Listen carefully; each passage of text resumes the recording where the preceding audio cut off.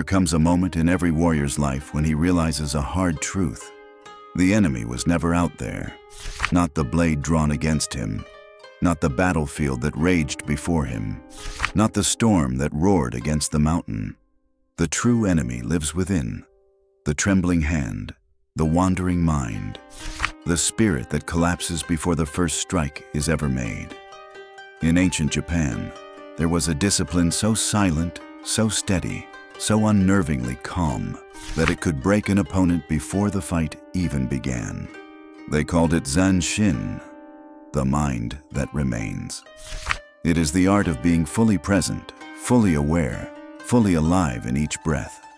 The state where your mind does not waver, your spirit does not scatter, your focus does not dissolve.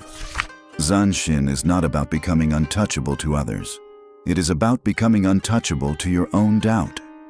It is the discipline of stillness before action, clarity before choice, breath before the world demands reaction. This is not motivation. It is warrior psychology, an ancient training of the nervous system and the soul. Learn it, and your emotions will cease to command you. Your fear will have no throne to sit upon. Your life will no longer slip from your grasp like water. If the silence within you stirs, remain, and walk this path with us.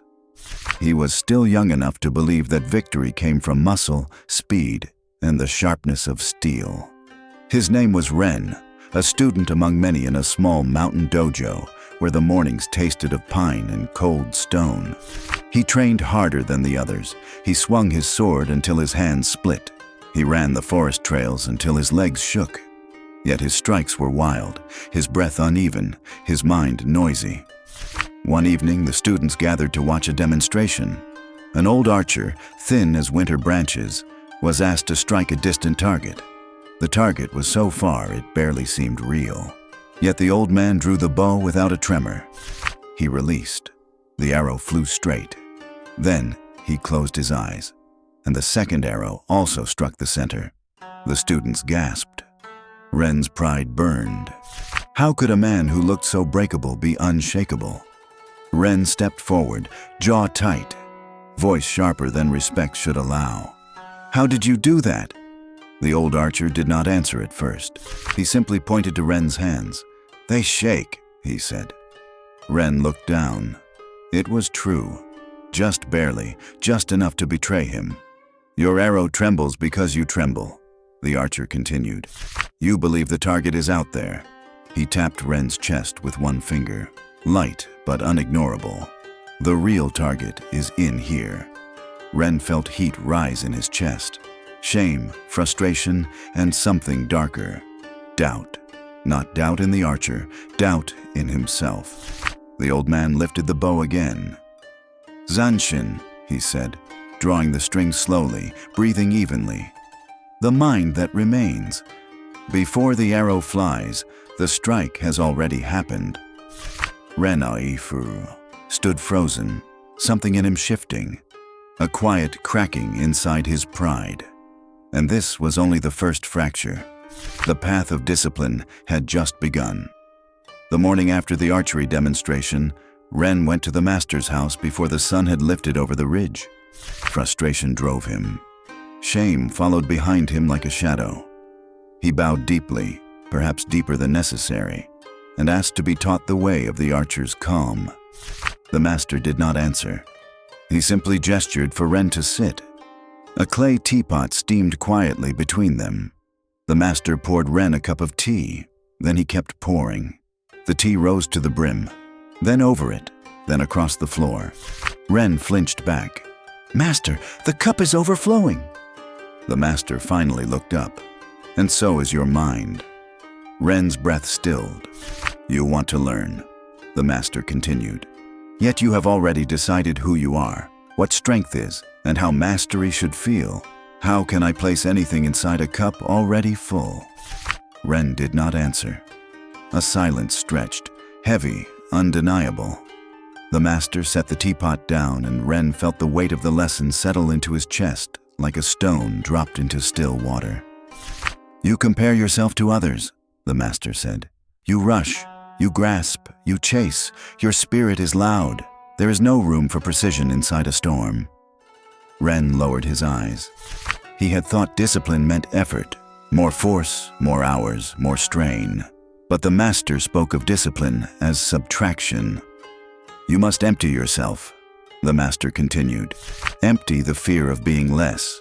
Empty the hunger to prove. Empty the noise that says you are running out of time. Ren swallowed. The hardest thing to release is not weakness. It is identity. The master poured again, but this time, only a quiet sip's worth. Only when the mind is spacious, he said, can awareness grow roots. Ren felt himself soften, just enough to listen. And listening is where transformation begins. The lesson tests more than patience, the strike before movement awaits. The training ground was silent that morning. Not the peaceful kind of silence, but the heavy, watchful kind. Mist crawled along the stones. The world felt paused. Ren stood before a row of straw targets. His bow was in his hands, but something in his chest was coiled, uncertain. The master stepped behind him. Do not shoot, he said. Ren blinked. Then, what should I do? Breathe. Ren inhaled, shallow. Again, the master said. This time Ren breathed deeper, though his chest tightened, resisting the stillness. You think the strike begins when the arrow flies, the master said. But the strike begins here. He tapped Ren's stomach, where the breath gathers. And here, he touched Ren's spine, where posture sets intention. And here, finally, he tapped the center of Ren's forehead. The battle is won or lost before movement. Ren swallowed, a realization forming but not yet understood. The master placed his hand lightly on Ren's shoulder, not to guide, but to steady.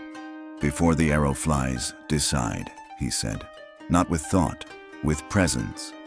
Ren's fingers tightened on the bowstring. He could feel his heartbeat in his thumb. A tremor, small but unmistakable, rippled through him. The master did not correct his grip. He did not adjust his stance. Instead, he whispered, your doubt moves first, then your fear, then your reaction chases them. This is why you miss. Ren felt his breath catch. Do not move, the master said, until your spirit has already arrived at the target. The arrow only follows. Something shifted, barely, inside Ren. A quiet focus, like the stillness right before a storm breaks. He let the breath settle. His heartbeat slowed. He felt the target, not with sight, but with awareness. He loosed. The arrow struck true, but the relief did not come, because Ren understood something unsettling. If the mind creates the strike, then the mind can also destroy it, the enemy within. Ren thought the arrow striking true would bring pride, a sense of progress, a moment of triumph. Instead, it brought fear. Not loud fear, not panic.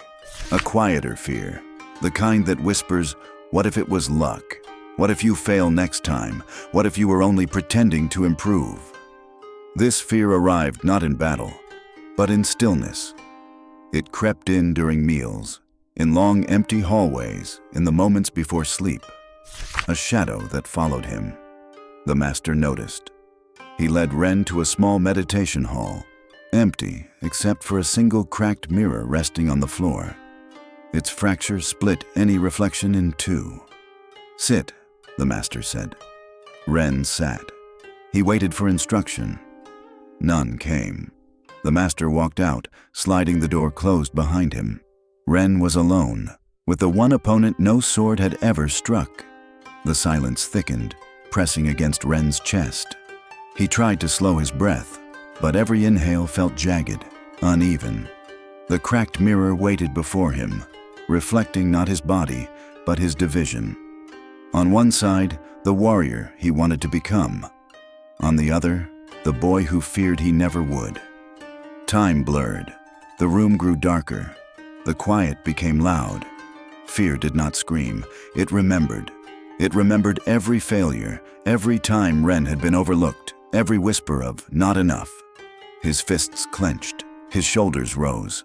He wanted to run, but there is no running from the mind you carry with you. So instead, he stayed. He breathed through the shaking. He observed the fear instead of obeying it. He let it sit beside him, not inside him. And slowly, the trembling eased. Not gone, just unthroned. For the first time, Ren realized the enemy could remain without ruling him. The mind that remains. The morning of Ren's final test arrived without announcement. No ceremony, no audience, only dawn, pale and silent, settling over the training ground like a thin veil. The master handed Ren the bow. No words, no guidance, no correction. Ren stepped forward, and he realized something astonishing. His hands were not shaking, not because fear was gone. Fear was present, but it no longer directed him. Like a passing cloud, noticed but not obeyed. The target stood far across the courtyard, not hidden, not intimidating, just there.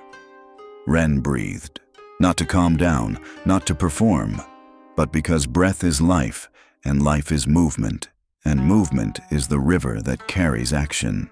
He did not aim, he simply knew. The arrow remained still in his fingers, waiting for a moment that had, in truth, already arrived. Ren released. The arrow did not fly. It seemed to complete a path that had existed before his bowstring ever tightened. It struck the center of the target, not with force, but with inevitability. No triumph rose in his chest. No relief, no pride, only clarity. The master nodded once, slow, like acknowledging a truth rather than an accomplishment. "You understand now," he said. "Zanshin is not the moment of the strike." He pointed to Ren's breath, still calm. "It is the moment after." Ren felt it, that lingering awareness, quiet but sharp. A mind that did not rush toward victory, nor cling to outcome. A mind that simply remained, not untouched by life, but unmoved by it. The master stepped back, letting silence finish the lesson. Ren did not thank him. There was no need. Some lessons live beyond language, and from that day forward, nothing outside him ever ruled him again.